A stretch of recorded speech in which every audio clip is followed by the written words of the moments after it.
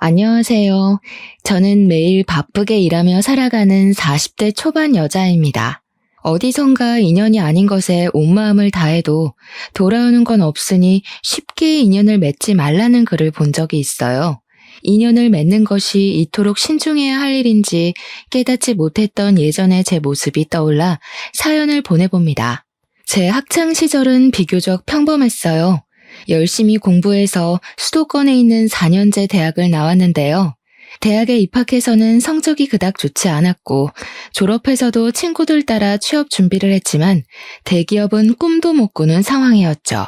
그래도 1년이 넘는 취준생 생활에 지쳤던 저는 그나마 가치 있는 중소기업에 빨리 취직해버렸습니다. 그곳에서 저보다 6개월 정도 먼저 들어온 남편을 만나게 되었는데요. 제가 들어온 날부터 사수를 자청해서 일을 가르쳐 주려고 하더라고요. 나이도 3살 많고 이것저것 챙겨주고 알려주는 모습이 듬직해 보였죠. 제가 연애 경험이 많지 않아서 그런지 회식 자리에서 흑기사를 자청해서 술도 대신 마셔주고 살짝 스킨십도 하는데 가슴이 너무 떨리더라고요. 그렇게 남편과 저는 자연스럽게 비밀 사내 연애를 시작하게 되었죠. 연애 초반엔 사무실에서 몰래 사인도 보내고 동료들 몰래 손깍지를 끼는 소소한 행동들이 참 스릴 있더군요. 회사 사람들이 알아챌까 조마조마하면서도 밖에서 몰래 데이트하면서 뜨거운 연애를 지속했답니다. 정말 그땐 남편한테 푹 빠져 있었던 것 같아요. 그런데 남편에게도 한 가지 단점이 있었어요. 남편은 지금 다니는 회사가 너무 작아서 큰 회사로 이직해야겠다는 소리를 입버릇처럼 하곤 했어요. 물고기는 큰 물에서 놀아야 되고 나중에 큰 비즈니스를 할 건데 인맥 넓히는데도 큰 회사가 낫다고요. 사실 저는 지금 회사가 복지도 나쁘지 않고 전망이 밝은 분야라 계속 다닐수록 괜찮을 것 같다는 생각을 하고 있었거든요. 비밀로 해야 하는 연애에 점점 지치기도 했고 미래 계획이 있는 남편이 야망 있어 보여서 굳이 말리지는 않았어요. 그리고 몇 개월이 지났을까 저한테 예고도 없이 회사를 관두었더라고요. 저한테는 미리 말해줄 법도 한데 아침에 회사에 가보니 책상이 비어져 있었어요. 황당해서 전화를 해보니 이미 이직할 회사도 다니고 있다고 걱정 말라기에 안심을 했죠. 그런데 황당하게도 거의 3개월을 그냥 놀더라고요. 데이트할 비용이 없다고 잘 만나지도 않으려고 하길래 제가 만나고 싶은 마음이 더 커서 비용을 다 내가며 만나곤 했네요. 오빠, 이직할 회사 다 정해진 거 아니었어? 어떻게 된 건데? 별거 아니야. 알 거 없어. 지금 알아보고 있어. 왜 답답하게 말을 안 해줘? 어떤 상황인지 나도 알아야지. 아니, 마지막에 연봉 협상하는데 처음에 말했던 거랑 너무 다르잖아. 제일 중요한 게 연봉인데 이렇게 장난치는 회사 뻔한 거 아니야? 그런 데 갔다가 고생만 해. 그 회사가 어디였는데?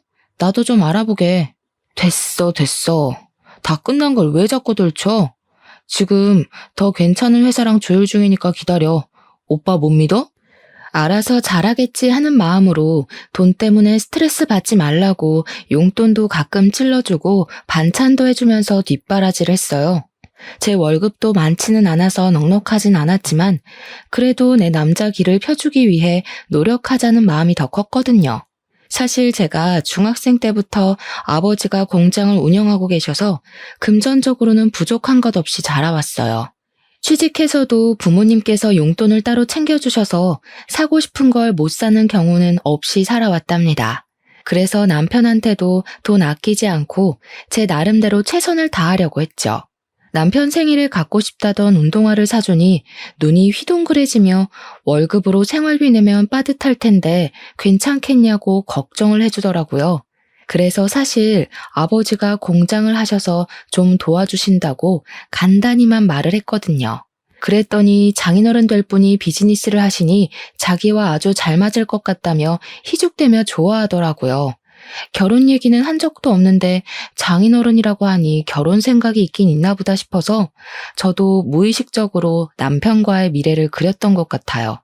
사실 사회생활하며 진지한 연애를 한 게 남편이 처음이었으니까요. 그 후로 종종 장인어른 사업은 잘 되시냐고 물어보길래 나랑 결혼 생각이 있으면 백수 사위는 절대 안 보실 분이니까 얼른 취직부터 하라고 닥달했죠. 드디어 남편이 새로운 회사로 취직을 하게 되었어요. 그런데 전에 다녔던 회사보다 더 규모가 작고 솔직히 말하면 별 볼 일 없는 곳으로 갔더라고요. 실망한 제 표정을 봤는지 오히려 큰 소리를 치는 거 있죠. 내가 그 회사 상무랑 인연이 있어. 그래서 전 회사보다 훨씬 좋은 조건을 제시해 주셔서 가기로 한 거야. 너는 아무 걱정 말고 나만 믿고 있으면 돼. 남편이 이제 취직도 했으니 슬슬 결혼 준비를 하자고 하더라고요. 저는 먼저 프로포즈나 제대로 하라고 못 박았습니다. 어떻게 하려나 은근히 기다리고 있었는데 어느 날 너무 티나게 프로포즈 분위기의 레스토랑으로 데려가더라고요. 로맨틱한 저녁을 먹으면서 꽃다발과 프로포즈 반지도 받고 남편이 떨리는 목소리로 결혼하자는 말을 하는 걸 들으니 이 사람이 진심으로 나를 사랑하는구나 싶었어요. 이날은 세상에서 가장 행복한 여자가 된 것 같은 기분이 들었답니다. 그렇게 결혼을 하기로 하고 먼저 제 부모님을 뵈러 간 날이었어요. 예비 사위가 온다고 엄마가 한상 부러지게 차려두셨더라고요. 평소에도 어른들에게 넉살 좋게 대해서 그런지 부모님이 남편의 호탕한 모습을 꽤 마음에 들어 하셨어요. 식사 후에 아버지와는 진지하게 사업 얘기도 하고 아버지 공장에 대해서도 물어보고 하더라고요. 부모님은 자신감 있는 모습이 마음에 든다며 결혼하고 싶으면 하라고 허락해 주셨어요. 그 다음 주엔 시부모님 댁을 처음 찾아갔는데 얼마나 긴장을 했는지요. 식사는 따로 하지 않고 간단하게 다가만 먹으며 얘기를 나눴는데요. 남편 온다고 이틀 전부터 음식을 준비했던 엄마가 떠올라 마음이 썩 좋지는 않더라고요. 불편한 분위기에서 밥 먹는 것보단 간단하게 뵙는 것도 좋다고 애써 마음을 다독였어요. 수도권에 있는 아파트에서 두 분이 사시는데 시아버지는 은퇴하고 소일거리로 경비 일을 하고 계시고 시모는 요양보호사 자격증까지 땄다가 너무 힘들어서 관두셨다고 하더라고요. 우리는 노후 준비 다 해놨으니까 우리 걱정은 말고 너희나 잘 살면 된다. 그래도 아들 효도는 받으셔야지. 나만 믿어, 엄마. 우리 아들이야 세상 믿음직하지. 그런데 새아기 아버님이 사업을 하신다며? 네, 그냥 공장을 작게 하고 계세요. 아들한테 듣기로는 작은 정도가 아니던데. 우리 아들도 사업에 관심이 많아. 앞으로 아버님이 많이 도와주셨으면 좋겠네. 이런 말 듣는 게 좀 껄끄럽긴 했지만 어른이 하는 말씀이라 그냥 웃어 넘겼어요. 그런데 양가 상견례까지 마치고 결혼식까지 순조롭게 흘러갔습니다. 결혼 준비할 때 시모와 마찰이 있지 않을까 걱정스러웠는데 하고 싶은 대로 하라고 그냥 두시더라고요. 하지만 결혼은 현실이라고 경제적인 문제에서 마찰이 일어나긴 했죠. 남편과 서로 재산 공개를 제대로 하지 않았는데 막상 갖고 있는 돈을 보니 실망스러웠어요. 회사 생활을 한 거에 비해서 모은 돈이 많지 않더라고요. 저도 많이 모으지는 못했지만 부모님께서 도와주신다고 하신 상태였고요. 시댁은 우리 쪽이 더 여유가 있으니 반반 결혼으로 진행하는 게 어떠냐고 하시더라고요. 저는 부모님이 어떻게 받아들이실지 고민하다가 힘들게 말씀드렸는데 아버지께선 아직 젊으니 그럴 수 있다며 자신이 그냥 지불해줄 수도 있지만 사돈의 말처럼 반씩 부담하자고 하셨죠. 그렇게 우리는 남편 회사 근처 아파트로 전세를 구해 들어가게 되었어요. 반반씩 내서 전셋집을 구했는데 집을 채울 가구를 보러 가자고 하면 자꾸 바쁘다면서 약속을 미루는 거 아니겠어요? 결국 이사날은 다가오고 들어가서 살긴 해야 하니까 제가 비싼 가전과 가구 대부분을 채워 넣었어요. 관심도 없다가 내가 냉장고 배송되었다고 하면 쪼르르 달려와서 호들갑 떨면서 좋아하는데 얄밉기도 했죠. 지금은 이렇게 시작하지만 미래에 큰일을 할 사람이니까 내가 양보하면 된다는 마음으로 좋게 좋게 넘어가려고 애썼어요. 그렇게 1년은 꿀 떨어지는 신혼답게 행복하게 지냈던 것 같아요. 시댁도 별로 터치를 안 하고 찾아가는 일도 많지 않았어요. 생각보다 고부 갈등이 없으니 결혼을 잘한 것 같단 마음도 들더라고요. 근데 어느 날부터 남편이 회사에 다녀오면 매일 불평을 하기 시작하는 거예요. 저는 칼퇴근을 하는 편인데 남편은 저보다 항상 늦게 오거나 야근하는 일이 잦긴 하더라고요. 남편이 징징거릴 때마다 타일러도 보고 나도 힘들다고 짜증을 내보기도 했죠. 하루는 저녁에 퇴근해서 집에 들어왔는데 남편이 런닝 차림에 텔레비전을 보며 낄낄거리고 있더라고요. 여자의 촉이 무섭다고 그런 남편을 보자마자 뒷골이 쫙 당기면서 찌릿했죠. 회사가 무슨 장난이야? 무슨 회사를 2년을 못 채우고 간도. 내가 할 일도 아닌 걸 떠맡아서 맨날 야근해야 되는데 그런 데를 계속 다니냐? 그러다 나 병 생기면 네가 병수발 다 하고 네가 혼자 돈 벌어오고 다 책임질 거야? 그걸 지금 말이라고 해? 어차피 당신 일 안 하면 내가 생활비 다 대야 되는데 뭐가 달라? 야, 걱정 마. 훨씬 괜찮은 데로 바로 이직할 거야. 나 못 믿어? 점점 남편을 믿을 수가 없게 되고 저도 지쳐갔어요. 이번엔 또 얼마나 걸려서 새 직장을 찾을 건지, 몇 년 지나도 백수로 지내면 어떻게 해야 할지 별별 생각이 다 들었답니다. 제가 회사에 가 있는 동안 집에서 도대체 뭘 하는 건지, 저녁에 와보면 돼지 요리가 따로 없었는데요. 밥도 제가 차려놓고 간 것만 먹고요. 식탁에 꺼내놓지 않으면 찾아서 먹지도 않는 것 같더라고요. 설거지는 당연히 안 하고 제가 차려놓은 그릇 그대로 식탁에 둬서 다 말라붙어 있고요. 과자만 사서 먹는 건지 쓰레기통엔 과자 봉지가 가득하고 정말 미치겠더라고요. 저는 출근하려면 새벽부터 일어나야 하는데 백수 남편 밥까지 차려놔야 한다니 믿어지시나요? 너무 진절머리가 나서 이제는 안 차려놓을 거니까 알아서 꺼내 먹던지 라면을 끓여 먹던지 마음대로 하라고 으름장을 놓아버렸죠. 그랬더니 이제는 배달 음식을 시켜 먹더라고요. 들어가는 생활비는 점점 늘어나기 시작했죠. 결혼 전에는 화장품 다 쓰면 바로 백화점 가서 샀는데 이젠 인터넷 쇼핑으로 제일 저렴한 것만 검색해보고 그것마저도 쉽게 결제를 못하는 지경에 이르렀어요. 배달 음식을 매일 시켜 먹으면 어떡해? 생활비가 배로 늘었어. 너 지금 돈 번다고 유세하냐? 걱정 마. 사업해서 성공하면 몇 배로 갚아준다. 도대체 번다는 그 돈을 언제 벌 건데? 사업은 언제 할 건데? 생활비 쪼들려 죽겠다고. 돈을 모아야 사업을 할 거 아니야. 가뜩이나 일 안 되는데 자꾸 옆에서 쪼아댈래? 너 아버님한테 용돈 많이 받잖아. 왜 돈 없는 척하고 그래? 뭐라고? 당신 지금 우리 아빠 믿고 이러고 있는 거야? 나 돈 진짜 없어. 화장품도 하나 제대로 못 산다고. 화장품 비싼 거 좀 사서 바르지 마. 그런다고 호박이 수박 되냐? 그렇게 매일이 전쟁이었어요. 어느 순간부터는 제가 퇴근하면 방에서 나오지도 않더라고요. 저도 굳이 마주치고 싶지 않아서 서로 말 안 하고 사는 시간만 늘어났죠. 양가 부모님이 걱정하실까봐 말하지 못했는데 다 털어놓아 버릴까 싶은 마음도 들었어요. 다행히도 몇 개월이 지나 취직을 하긴 했어요. 점점 회사를 낮춰가는 게 뻔히 보였지만 그래도 백수로 지내는 것보단 나으니까 일단 축하한다고 길을 살려줬죠. 이번에는 아주 첫날부터 불평불만이 대단하더라고요. 전철에서 왕복 2시간을 견디는 게 너무 시간 낭비라나요? 저는 전셋집 얻은 처음부터 회사까지 왕복 2시간이 넘었는데 말이에요. 무조건 6개월만 버티라고 타일러도 보고 관두지만 말라고 사정까지 해봤네요. 매일매일 퇴근하고 문 열면 남편이 있을까봐 조마조마한 심정을 누가 알까요? 웃긴 건 두려웠던 일이 막상 벌어지자 아무렇지도 않았다는 거예요. 이번엔 1년도 못 채우고 직장을 관뒀더라고요. 화가 머리끝까지 나서 남편이 말해도 대꾸도 안 하고 없는 사람 취급을 하며 며칠을 지냈어요.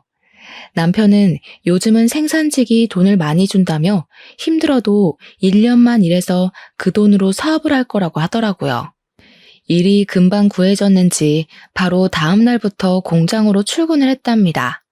저는 얼마나 견딜지 두고 보잔 마음뿐이었죠. 몇 개월 동안은 열심히 다니더라고요. 통장에 찍히는 월급을 자랑스럽게 보여주는데 많이 벌긴 하더라고요. 이대로만 하면 금방 돈 모은다고 얼마나 기세등등 하던죠. 저도 열심히 하는 남편을 다시 한번 믿어보기로 했어요. 그래도 남편이니까요. 힘든 일 하니까 보양식 위주로 더 잘 챙겨 먹이려고 하고 한약도 지어서 먹여가며 응원해줬네요. 그런데 많이 버는 만큼 남편 씀씀이는 점점 커지는 느낌이 들었어요. 세탁하려고 옷 정리하다 놀랄만한 금액의 식당 영수증이 나오는 건 예사였고요. 차를 바꾼다고 외제차를 보러 다니질 않나 기분이 쎄하더라고요. 힘들게 번 돈 엄한데 쓰지 말라고 한 소리 했더니 신경 끄라고 신경질을 내는 게 아니겠어요? 아니나 다를까 그 후부터 슬슬 짜증을 내는 날이 늘기 시작했죠. 그런 남편의 모습을 보니 또 시작됐구나 하는 생각이 들어 가슴이 덜컹했답니다. 불행은 가장 평범한 하루에 불쑥 들어온다고 하잖아요. 밤에 일을 하고 아침에 들어온 남편이 출근하는 저를 보자마자 인상을 구기더라고요. 남편은 밤새 힘들게 일하고 들어왔는데 마누라는 뽀얗게 화장하고 꿀빨로 가니까 좋냐? 아침부터 왜 시비야? 나도 회사에서 힘들어. 나도 그 회사 다녀봤는데 널널한 거 누가 몰라? 이 공장은 사장이 영 글렀어. 남자들만 힘든 일 시키고 힘들어 미치겠다. 회사가 커져서 할 일도 엄청 많이 늘었어. 널널하긴 뭐가 널널해. 그래, 너네 회사 커져서 좋겠다. 여자들이란. 여기서 여자들이란 말이 왜 또 나오는데? 공장 아줌마들도 맨날 수다나 떨고 커피나 마시고 일은 남자들이 다 하고 더러워서 못 해먹겠다 진짜. 또 간둔다고 하기만 해. 나 진짜 못 참아. 못 참으면 어쩔 건데. 나 지금 때려치고 나오는 길인데 어쩔래? 아침부터 시비를 걸더니 적반하장으로 나오는 남편을 보니 기가 막히더라고요. 아, 관뒀다는 말을 하려고 그랬구나 하는 생각이 들자 어찌나 사람이 교활하게 느껴지던지요. 다시 한번 말해봐. 진짜 그만뒀어? 그래. 사장 새끼가 역 같아서 내가 면전에다 침 뱉어주고 때려쳤다. 이래서 공장하는 새끼들이 무식하다고 하는 거야. 뭐라고? 우리 아빠도 공장 사장이야. 입 조심해. 제 목소리가 싸늘하게 바뀐 걸 알아차렸는지 남편이 저를 바라보다가 입을 다물더라고요. 그리고는 욕짓거리를 하며 문을 박차고 나가버렸습니다. 남편은 이틀이 지나도 집에 들어오지 않았죠. 저도 마음이 심란했지만 연락도 일절하지 않았어요. 집을 청소하다가 남편의 지난 월급 명세서를 봤는데 공장 이름이 눈에 띄더라고요. 사실 얼마 못 가 관둘 걸 예상하고 있어서 어디에 다니는지 신경도 안 썼거든요. 공장 이름이 낯익어서 대표 이름을 확인해보니 역시나 아버지의 친한 지인분이셨어요. 예전에 아버지 따라서 공장으로 놀러 간 적도 있었고 제 결혼식에도 오셨을 정도로 잘 아는 분이었답니다. 저는 무슨 일이 있었는지 한번 알아보려고 공장 사무실로 전화를 걸어봤는데 바로 저를 기억하시더라고요. 영주가 무슨 일로 전화했어? 잘 지내지? 아버지한테 무슨 일이 있니? 아니요, 부모님 건강히 잘 지내세요. 제가 여쭤보고 싶은 게 있어서요. 최근에 공장에서 일하다가 관둔 최민우 사원에 대해서 여쭤보고 싶은 게 있어서요. 그 후레 자식을 네가 어떻게 알아? 아주 상대 못할 놈이야. 젊은 놈이 인생을 어찌 그리 뻔뻔하게 사는지. 잠깐, 최민우 네 신랑이냐? 결혼식까지 갔는데 완전 딴판이라 못 알아봤구만. 이어지는 사장님 말에 저는 낯이 너무 뜨겁고 부끄러워 한마디도 하지 못했어요. 남편은 일도 열심히 안 하고 매번 노닥거린다고 아줌마들이 욕하기 일쑤였다는데요. 심지어는 그 아줌마들한테 매일 치근덕거렸다고 해요. 어쩌다 새로운 아줌마가 들어오면 일을 가르쳐준다는 핑계로 하루 종일 옆에서 붙어 있고요. 시키는 일도 제대로 안 해서 잘라야 할지 말지 고민하고 있던 차에 아줌마들이 단체로 남편이 자꾸 쓸데없는 접촉을 해서 불쾌하다며 항의를 했다네요. 그래서 한 소리 했더니 자기 장인이 더 큰 공장 한다면서 이딴 데 바로 때려친다고 나가버렸다는군요. 아저씨, 제가 대신 사과드릴게요. 정말 죄송해요. 저 염치 없지만 아버지한테는 말씀하지 말아주세요. 괜히 걱정만 하실 것 같아요. 나중에 정리되면 제가 말씀드릴게요. 네가 그렇게 해달라니 말은 안 하겠지만 사실 너를 생각하면 당장 너희 아버지한테 말해서 너 집에 데려가라고 말하고 싶다. 아주 글러먹은 놈이야. 지금 네 상황은 잘 모르겠지만 아직 안 늦었으니 잘 생각해봐라. 예전에 같은 회사에 다닐 때만 해도 남자답고 젠틀한 성격을 가졌다고 생각했는데 사장님의 말을 들으니 내가 아는 남편이 정말 맞는지 혼란스러웠어요. 그동안 취직자리 구하면서 스트레스를 많이 받아서 그럴까? 아님 나랑 결혼해서 변한 걸까? 별 생각이 다 들었죠. 그때 시모에게 전화가 와서 어쩔 수 없이 전화를 받았어요. 시모가 낮고 쌀쌀맞은 목소리로 집에 당장 오라는 거 아니겠어요? 저도 이참에 여지껏 있었던 일들 다 털어놓고 해결할 작정으로 시댁으로 찾아갔답니다. 시댁 현관문을 열고 들어가니 시모는 팔짱을 끼고 저를 쏘아보고 있고 남편이 소파에 대자로 누워 핸드폰을 보며 희죽대고 있더라고요. 남편이 저를 흘끗 보더니 등을 휙 돌리는데 얼마나 기가 차던지요. 너는 남편이 집을 나갔는데 찾는 전화 한 통이 없니? 난 너처럼 매정한 애는 처음 본다. 직장 잃은 남편 위로는 못해줄 망정 바가지나 긁어대고. 너 여지껏 우리 아들 이렇게 대접했니? 제가 한 번도 말씀 안 드렸는데 아드님이 회사를 몇 번을 때려쳤는지 아세요? 결혼 생활 동안 백수로 지낸 게 몇 년인지 아시냐고요. 그동안 제가 생활비 다 내고 어머님 용돈도 안 끊기게 꼬박꼬박 드렸잖아요. 그거 다 남편 월급이 아니라 제 월급으로 어머님 용돈을 드렸다고요. 아드님 때문에 속이 썩어 문드러진 건 저예요, 어머님. 어디서 시부모한테 말대답을 따박따박해? 남편이 일 구할 동안은 당연히 일하는 마누라가 생활비를 대는 거지. 그럼 너희 생활비를 부모가 대주니? 부부는 일심동체인데 남편이 어려우면 돕는 건 당연한 거지. 어디서 유세는? 그리고 매달 용돈이 꼴랑 얼마나 된다고 그거 준다고 이 난리를 쳐? 이게 어디서? 시모가 얼굴이 벌개지도록 악을 쓰는 모습을 보고 있으니 말로는 통하지 않을 것 같더라고요. 갑자기 시모가 제 머리채를 잡고 흔들었어요. 태어나서 한 번도 당한 적 없는 폭력을 당하니 정신이 아득해지면서 쓰러질 것 같았어요. 내가 지금까지 너를 너무 풀어줬지? 그러니까 이 요망한 게 시험이 무서운 걸 모르고 바락바락 대들고 남편을 쥐잡듯이 잡아? 니까짓 게 뭔데 우리 아들 기를 죽여? 앞으로 큰일 할 인물이 너 때문에 길을 못 펴고 있는 거야. 이 죽일란. 내가 오늘 너 죽이고 우리 아들 살릴란다. 더 충격적인 건 머리가 잡힌 채 이리저리 휘둘리는 저를 도와주지도 않고 고소하다는 듯한 눈빛으로 보는 남편이었죠. 순간 이 남자와 이어진 모든 끈이 후두둑 끊어지는 기분이 들었어요. 우리 아들이 생각해 놓은 사업이 있다니까 너도 일 관두고 남편 도와서 같이 해. 너희 아버지한테도 돈도 좀 해달라고 하고. 사돈이 사업한다고 해서 덕 좀 볼까 했더니 지금껏 뭐 받아먹은 게 있어야지. 돈을 모아서 다 지 새끼한테만 쓰는 건지 원. 제가 왜 일을 관둬요? 저는 누구처럼 까딱하면 일 때려치는 짓 안 해요. 우리 아버지 도움은 생각도 하지 마시고요. 저 인간이 뭘 하든 저는 손가락 하나도 걸치기 싫으니까 어머니나 많이 도우세요. 오늘 저한테 한 일 후회하실 거예요. 저는 산발이 된 머리를 추스리고 시모와 남편을 한 번씩 노려본 뒤에 시댁을 나와버렸어요. 남편과 시모의 본 모습을 직접 맞닥뜨리고 나니 이런 꼴을 당한 제 처지가 너무 서글퍼 눈물이 하염없이 났죠. 그 후로 한 달이 넘도록 남편은 아무 연락도 없이 시댁에서 돌아오지 않았죠. 오히려 혼자 조용히 지낼 수 있으니 남편과 살 때보다 편하게 느껴져 만족감까지 느껴졌네요.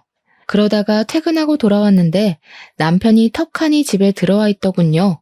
머리도 말끔하게 올리고 빳빳한 셔츠를 깔끔하게 입고 당당하게 식탁 의자에 앉아 있는데 어디 선보러 나온 줄 알았네요.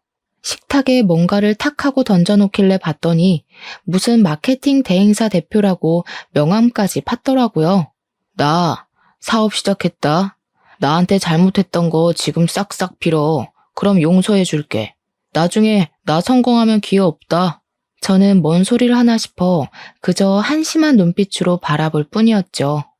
알고 보니 시부모가 아파트 담보대출까지 받아서 사업 자금을 내줬더라고요. 월세 비싼 곳에 사무실까지 내고 일도 아직 없으면서 직원까지 한 명 뽑아놨답니다. 그러거나 말거나 저는 남편이 하는 일에 어떤 관심도 가지지 않았어요. 얼마 못 가서 남편의 흥미가 떨어질 거라는 걸 알고 있었거든요. 역시나 고객과 계약 따내기가 어렵다며 징징거리는 날이 늘어났답니다. 저는 남편의 사업 얘기엔 대꾸도 하지 않았고 철저한 무관심을 보여주었죠. 남편은 그런 제 태도에 화를 많이 냈어요. 너는 남편이 힘들다는데 어떻게 관심이 이렇게 없냐? 내가 잘 돼야 너도 사모님 소리 듣고 떵떵거리며 살 거 아냐. 이러고도 우리가 부부야? 부부는 힘들 때 서로 돕는 거지. 난 사업의 사자도 모르는데 무슨 수로 도와? 당신이 잘할 수 있다며. 열심히 해봐. 어느 순간부터는 시어머니도 하루가 멀다 하고 전화를 했답니다. 저한테 어떻게 했는지도 다 잊어버린 건지 그렇게 뻔뻔하게 나올 수 있는 걸까요? 너는 남편 사업이 힘든데 같이 해서 일으킬 생각을 해야지. 도대체 뭐 하는 애니? 사무실 좀 가서 들여다보고 좀 해라. 돈이 얼마가 들어갔는데 망하면 큰일 난다. 사는 집을 담보로 돈을 끌어다 줬으니 망할까봐 무척 애가 타는 모양이었어요. 제가 연락도 차단해버리니 아예 남편과 시모가 집에도 같이 오더군요. 시모는 전과 다르게 사근사근한 목소리로 말을 걸었지만 전 대꾸도 하지 않았죠.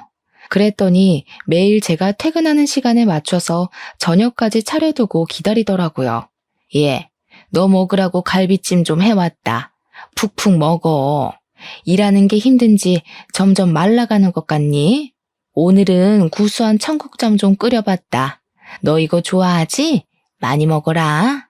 남편이 집까지 와서 일을 하는 모습을 보여주니까 진정성 있게 보이기도 했어요. 사업이 어떻게 돌아가나 한번 들여다볼까 싶어지더라고요. 그래서 큰맘 먹고 남편 사무실을 처음 찾아가 봤죠. 인테리어도 깔끔하게 잘 해놔서 나름 전문적인 느낌도 들고 잘해보면 괜찮을 것 같았답니다. 제가 사실 회사에서 마케팅 영업을 담당하고 있어서 남편 사업 분야에 대해 꽤 알고 있긴 했어요. 재정 상태부터 쭉 살펴보니 허점도 많고 해결해야 할 부분도 눈에 많이 띄었어요. 남편한테 지나가는 말로 대충 설명해줘도 알아듣지도 못하기에 결국 제가 나서서 하나씩 고쳐주기 시작했죠. 놀랍게도 제가 손댄 지 얼마 되지 않아서 수익이 조금씩 나기 시작했답니다. 지켜보던 남편도 역시 회사에서 배운 게 많다며 치켜 세워주고 소식을 들은 시부모도 우리 며느리가 최고라며 비싼 소고기까지 결혼하고 처음 사주더라고요. 사업이 쑥쑥 커가는 게 눈에 보이니까 저도 잘하고 싶은 욕심이 생겼죠. 아버지가 모임에서 아는 대표님들이 많은 걸 알았기 때문에 부탁을 좀 해서 계약도 많이 따낼 수 있었어요. 적자였던 사업의 규모가 순식간에 커지기 시작했고 제가 할 일은 점점 늘어갔어요. 저는 회사에서 퇴근하면 쉬지도 못하고 남편 사무실로 가서 일을 해야 했어요. 남편은 고객 관리를 한다면서 밖으로 나가 있는 날이 많았고 정작 모든 일은 제 몫이었답니다. 사업이 커질수록 남편은 달라져만 갔어요. 아침에 출근할 때 보면 보지도 못한 명품 셔츠를 턱 걸치고 있고 비즈니스를 하려면 비싼 시계를 사야 한다는 둥 외모 치장에 열중을 했죠. 저는 일에 치여서 옷을 챙겨 입을 정신도 없는데 말이에요. 언제부터인가 숟가락 들 힘도 없이 몸에 힘이 쭉 빠지고 피곤한 날들이 계속되었어요. 새벽에 출근해서 밤 11시에 집에 오는 생활을 계속하다 보니 몸에 한계가 왔다는 걸 느낄 수 있었는데요. 남편에게 몸이 아프다고 말해도 무슨 약속이 그렇게 많은지 아침마다 뛰어나가기 바빴죠. 시모에게도 힘들어서 몸살 날 것 같다고 말해봤는데 이참에 회사 때려치고 남편 일이나 도우라지 뭐예요? 그러던 어느 날 출근 준비를 하는데 밑에서 뭐가 후두둑 떨어지기 시작했어요. 너무 놀라 화장실로 달려갔는데 하혈을 하고 있었고 생리통보다 심한 통증이 배와 등에서 휘몰아치기 시작하더라고요. 너무 아파서 정신을 잃을 정도였죠. 혼자 식은땀을 뻘뻘 흘리며 배를 움켜잡고 있다가 목소리를 짜내어 남편을 불렀어요. 이미 나가버렸는지 아무 기척도 없었답니다. 저는 방으로 기어나와서 엄마에게 간신히 전화를 걸었어요. 저의 죽어가는 목소리를 듣자마자 엄마가 한달음에 달려오셨죠. 엄마는 얼굴이 하얘져 쓰러져 있는 저를 산부인과로 데려가셨어요. 저는 임신 4주에 들어선 몸이었지만 이미 계류유산을 했다는 것이었죠. 일을 하느라 아기와 내 몸을 돌보지도 않았다는 사실에 너무 괴로워 눈물만 흘렀어요. 흐려진 눈에 남편과의 일들을 말할 수 없어 오랫동안 연락을 못 드렸던 엄마의 얼굴이 들어왔어요. 예전보다 많이 늙어버린 엄마가 저와 함께 울고 계셨죠. 엄마의 부축을 받으며 집에 돌아온 후에도 나 때문에 아기가 가버린 것 같아 하염없이 눈물만 흘렀어요. 아무것도 먹고 싶지 않았지만 억지로 엄마가 떠먹여주는 미역국을 받아 먹었죠. 아침에 엄마와 통화를 했던 남편은 늦은 오후가 되어서야 집에 들어오더군요. 며칠 푹 쉬어. 아기는 또 가지면 되지. 너무 울지 말고. 근데 보통 엄마들은 본능적으로 알지 않나? 몸 좀 잘 보살피지. 에휴. 어떻게 저런 말을 할 수 있는지 기가 막혔어요. 아프다고 말할 때는 듣는 척도 안 하더니 말이에요. 옆에 계신 엄마에게 민망해서 슬쩍 바라보니 기가 막히셨는지 눈을 동그랗게 뜨고 남편을 바라보고 계시더라고요. 더 황당한 건 매일같이 전화해서 오늘은 사업이 어땠냐고 물어보던 시모가 유산 후엔 전화 한 통도 하지 않았다는 거였죠. 남편도 제가 집에서 몸을 추스리는 동안 고객과 약속이 있다며 아침 일찍 나가기만 바빴어요. 나를 가족으로 생각하는 게 아니라 자기들 일 도와주는 하녀로 취급한다는 걸 뼈저리게 느끼게 되었죠. 다시 한번 남편을 도와 잘 살아보려는 제 진심을 이용하고 저를 다시 밟아버린 시댁과 남편에게 모든 정이 떨어져 버린 순간이었어요. 몸이 회복된 후에도 남편 사무실엔 발길을 뚝 끊어버렸어요. 아니나 다를까 남편이 옆에 와서 앓는 소리를 했지만 더 이상 기대도 실망도 하지 않기로 한 저에겐 통하지 않았죠. 시모의 전화도 받지 않자 그제야 몸은 괜찮냐며 메시지를 매일 남기는데 정말 지긋지긋하더라고요. 어느 날은 주말에 집에서 쉬고 있는데 남편이 갑자기 저를 일으켜 세우는 거예요. 우리 여행 간 지도 참 오래됐다. 그치? 당신 기분도 별론데 오늘 내가 제대로 대접할게. 가자. 남편은 뭐 하는 거냐고 소리를 치는 저를 거의 강제로 끌고 밖으로 나와 차에 태웠어요. 차를 둘러보니 시부모가 웃으며 앉아있는데 당했구나 싶어 소름이 끼치는 거 있죠? 사람을 강제로 끌고 가면서 뭐가 좋은지 호호하하 웃으며 말을 거는데 진짜 미쳤나 싶더라고요. 도착한 곳은 강원도에 있는 펜션이었어요. 날씨가 참 좋네. 오늘 우리 신선한 공기도 마셔가며 푹 쉬다 가자 아가야. 내가 당신 옷부터 시작해서 바베큐 할 것까지 싹 준비해왔으니까 당신은 즐기기만 하면 돼. 알았지? 자, 들어가자.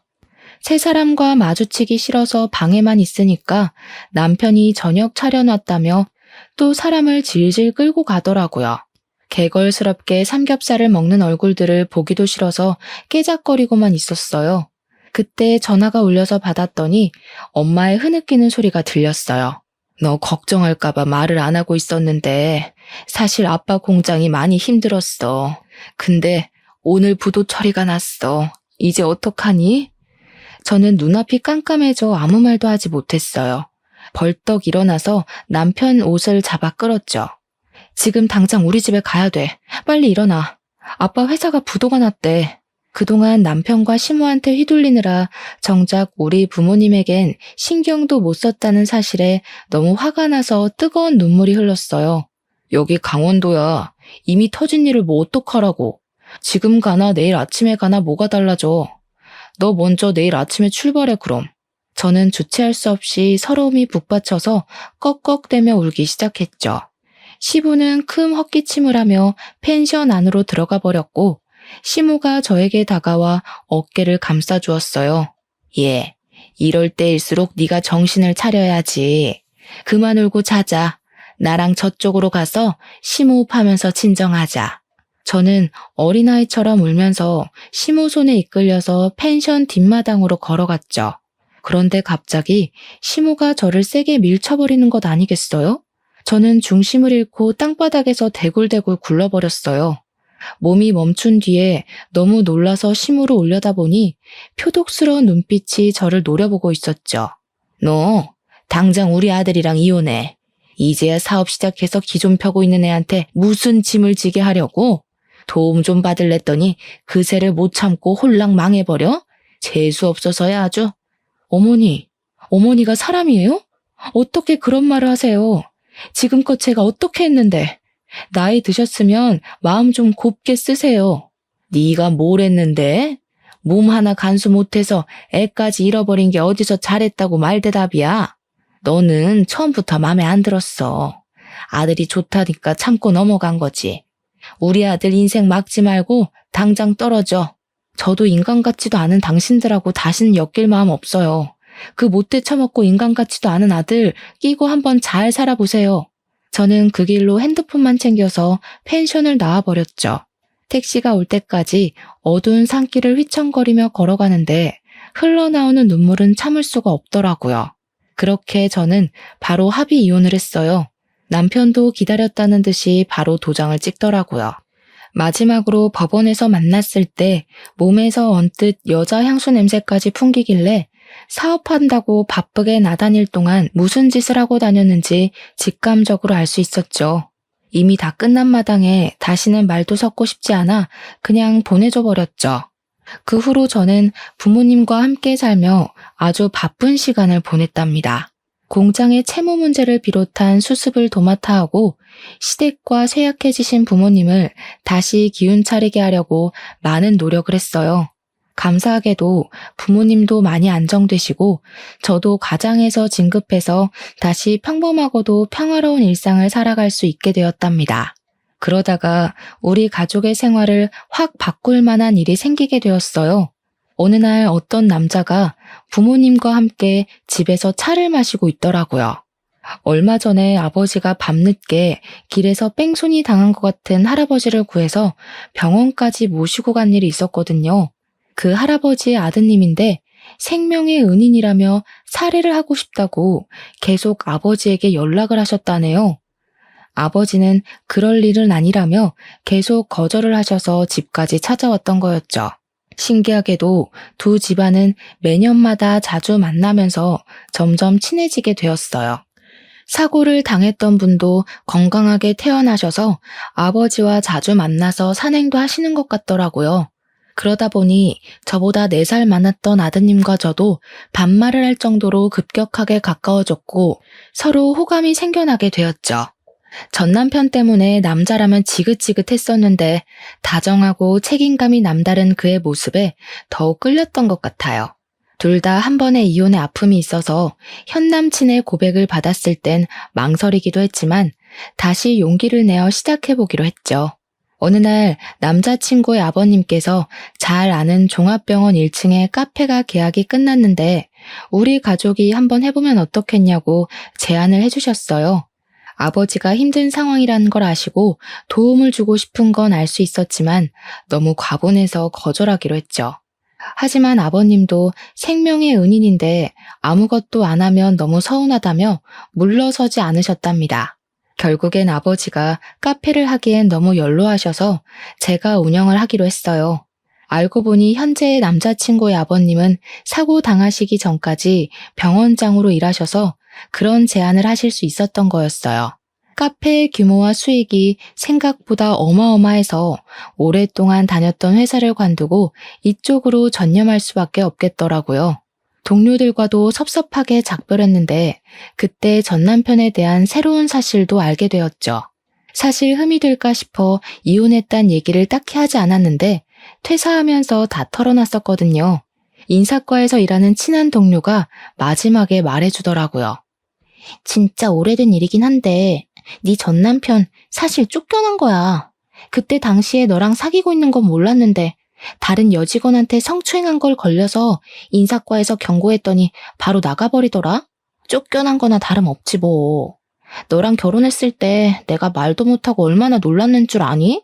이제는 어떤 인간인지 누구보다 잘 알기에 놀랍지도 않더라고요. 좀 더 일찍 놔버리지 못한 후회만 있을 뿐이었죠.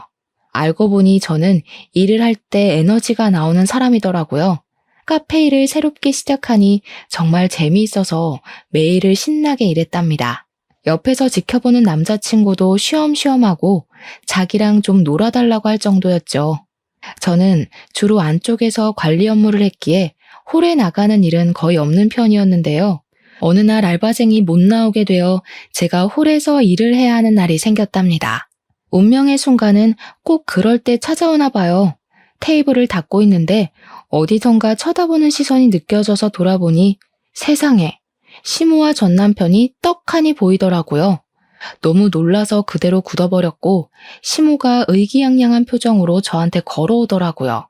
아니 이게 누구야? 원수는 어디서 만난다더니 남편 버리고 잘 사는 줄 알았더니 여기서 홀서빙이나 하고 있니? 저는 대꾸할 가치도 못 느껴서 안쪽으로 들어가려고 했죠. 갑자기 시모가 제 어깨를 꽉 움켜잡는 것 아니겠어요? 야 이년아, 어딜 도망가? 너 우리 아들 얼굴 봤어 못 봤어? 너랑 헤어지고 스트레스 받아서 우리 귀한 아들이 암에 걸렸어. 이게 다 너 때문이야. 너 때문에 사업도 다 망하고 집도 날아가고. 너 당장 내 돈 물어내. 이 남편 잡아먹은 년아. 시모가 악을 쓰며 저한테 달려들더라고요. 병원의 사람들이 다 저를 쳐다보며 수군대는 것 같았죠. 시모가 또 내 머리채를 잡으려고 손을 뻗더군요. 그래서 냉큼 시모의 뒷다리를 걸어 넘어뜨려 버렸습니다. 땅바닥에 내팽겨친 시모가 얼굴이 벌개져서 나를 잡으려고 악을 썼죠. 저는 너무 화가 나서 설거지하는 양동이에 얼음을 잔뜩 담아와서 시모 얼굴에 그대로 던져버렸습니다. 시모가 물에 젖은 생쥐꼴로 벌떡 일어나서 몸을 파르르 떠는 게 가관이더라고요. 이 정신나간 할망구가 남 탓하는 버릇을 아직도 못 고쳤네? 누울 자리 보고 다리를 뻗어야지 어디서 행패야 행패가. 내가 아직도 당신 며느리로 보여요? 당신 아들 암 걸린 게 왜 내 탓이에요? 우리 집 망했다고 이때다 싶어 쫓아낼 땐 언제고 누구한테 돈을 물어내래. 이혼 전에 당신 아들이 바람핀 거 내가 모를 것 같아? 지금 다시 소송 한번 걸어볼까? 제 말을 듣고는 눈에 띄게 야위고 거무칙칙하던 전 남편 얼굴이 하얗게 변하더라고요. 그때 전 남편 뒤에서 불쑥 한 남자가 나오더니 저에게 걸어왔어요. 저를 보러 온 제 남자친구였죠. 이미 상황을 다 본 것처럼 침착한 얼굴로 제 옆에 서더니 어디론가 전화를 걸어 한참을 통화했어요. 병원에서 이렇게 소란을 피우시면 강제 퇴거 조치를 내릴 수밖에 없습니다. 알아보니 병원비도 꽤 밀리셨던데 오늘까지 완납 못하시면 이 병원에서는 더 이상 치료받으실 수 없을 겁니다. 당신이 뭔데 병원 이용하는 환자한테 나가라 말아야? 정신병자 아니야? 현 남친은 가만히 제 어깨를 감싸 안았어요. 그걸 보던 전 남편의 입술이 덜덜 떨리는 걸 볼 수 있었죠. 뭐야, 당신 남자 생겼어? 나를 두고 어떻게 이럴 수가 있어? 이혼한 지 몇 년이 지났는데 당신이야. 너야말로 정신병자야? 그러는 지는 여자들한테 틈만 나면 치근덕거린 거 내가 모를 것 같아? 당신들 쫓아낼 수 있는 권한 정도는 충분히 있으니까 제 걱정은 마시고요. 지금부터는 저분들하고 말씀하세요. 사실 현 남친은 이 병원에서 일하는 의사였고 아버지가 병원장이었기에 확정된 건 아니지만 거의 차기 병원장으로 낙점된 상태였거든요. 진료 끝나고 비는 시간이 있으면 수시로 제 얼굴을 보러 카페에 오곤 했기에 큰 소리가 들리자 바로 달려왔던 거였어요. 시모와 전 남편이 동시에 뒤를 돌아보자 어느새 경비원들과 업무과 직원들이 서 있더라고요. 당황한 시모는 현 남친 앞으로 가서 연신 허리를 굽신거렸답니다. 저희 사정 좀 봐주세요. 몸이 아픈 사람을 이렇게 쫓아내면 어떡하나요? 아가야, 정말 미안하다. 내가 이렇게 사과하마. 저를 향해 연신 손을 비비는 시모를 뒤로하고 남자친구는 저를 데리고 카페 안쪽으로 들어가 버렸죠. 원무과 직원들이 시모와 전 남편에게 다가와서 뭐라고 말하자 시모는 울먹이고 전 남편은 하늘만 바라보고 있었어요. 나중에는 무릎까지 꿇고 싹싹 비는데 직원이 일어나라고 끌어올리는데도 꿈쩍도 안 하더라고요. 병원비가 없는 모양인데 저런다고 달라질 것도 없는데 말이에요. 전 남편은 결국 퇴원당한 것 같았고 이후로 다시는 그들의 얼굴을 보지 않고 살 수 있었죠. 저는 여전히 병원 카페를 운영하며 바쁘게 지내고 있고요. 지금 남자친구와 곧 결혼하기로 해서 준비하느라 더욱 바빠질 예정이랍니다. 하지만 제 인생 어느 때보다 보람차고 행복하게 살고 있어요. 자신만의 행복을 용감하게 찾아가고 싶은 분들에게 제 사연이 힘이 되었으면 하는 마음으로 글을 마칠게요. 들어주셔서 감사합니다.